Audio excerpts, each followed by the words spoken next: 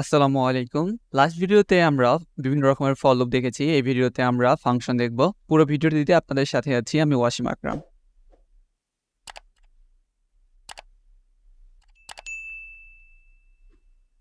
প্রোগ্রামিংয়ে function খুবই important একটি concept. ফাংশনের মাধ্যমে কোনো একটি বড় কাজকে ক্যাটাগরি ওয়াইজ ছোট ছোট করে ভাগ করা হয়। একটি ফাংশনের মধ্যে একটি নির্দিষ্ট কাজের জন্য কিছু কোড থাকে। ওই ফাংশনটি যে সময় কল করা হয় ওই কোডগুলো তখন কাজ করে। যেহেতু একটি ফাংশনের মধ্যে একটি নির্দিষ্ট কাজের জন্য কোড থাকে সেহেতু ওই ফাংশনকে কিন্তু বারবার ইউজ করা যায়। সো ফাংশনের ক্ষেত্রে রিউজেবিলিটি হলো একটি বড় অ্যাডভান্টেজ। চলুন তাহলে আমরা প্রথমেই দেখে নিই যে কিভাবে একটি ফাংশন ক্রিয়েট করতে হয়।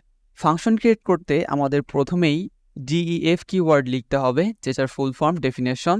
এরপরে আমরা দিব ফাংশনের নেম, এরপরে আমরা প্যারেন্থেসিস দিব এবং প্যারেন্থেসিসের শেষে কোলন। এখানে ফাংশন নেমটি হলো ইউজার ডিফাইন, অর্থাৎ আপনি চাইলে যে কোনো নামই এখানে দিতে পারেন।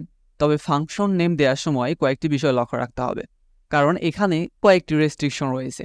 যেমন আমি চাইলেই এখানে কোনো ডিজিট দিতে পারবো না, অর্থাৎ কোনো ফাংশনের নাম কখনোই ডিজিট হতে পারবে না। আবার আমি এখানে চাইলে দুইটি ওয়ার্ড আলাদা আলাদা করে কিন্তু ফাংশনের নেম দিতে পারবো না, অর্থাৎ এখানে আওয়ার কলেজ এটি ফাংশনের নেম হবে, এটা কখনোই সম্ভব নয়। সো এভাবে দুইটি ওয়ার্ডের মাঝে স্পেস দিয়ে ফাংশনের নেম আমি দিতে পারবো না। তাহলে কি করতে পারি? স্বাভাবিকভাবে মাথায় এসে যে তাহলে একটা হাইফেন দিই, বাট এখানে হাইফেন দেওয়াও রেস্ট্রিক্টেড। তবে এখানে কি করতে পারি? আমরা আন্ডারস্কোর দিতে পারি, আওয়ার কলেজ।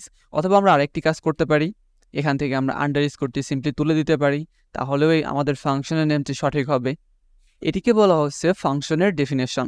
এরপরে আমরা ফাংশনের মধ্যে যে কাজগুলো করতে চাইবো সেই কাজগুলো করার জন্য আমাদের যে কোড, সেই কোডগুলো ঠিক এখানে ফাংশনের মধ্যে লিখব।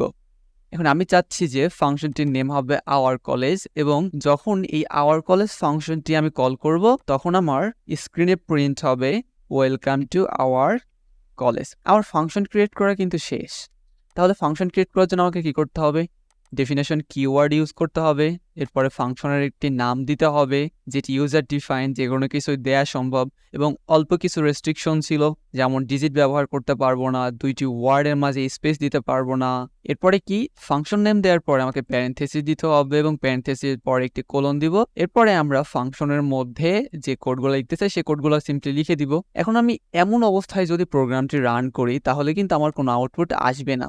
এর কারণ কি? কারণ এই ফাংশনটিকে কিন্তু আমি এখনো কল করিনি। সো আমাকে এখন কি করতে হবে? এই ফাংশনটি যদি আমি এক্সিকিউট করতে চাই আমাকে ফাংশনটি কল করতে হবে। তো ফাংশনটি কল করতে আমাকে কি করতে হবে? ফাংশনটির নাম লিখতে হবে এবং লাস্টে প্যারেন্থেসিস দিতে হবে।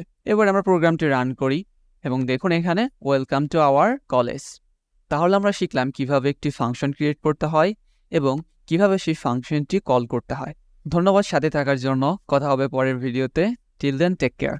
আসসালামু আলাইকুম।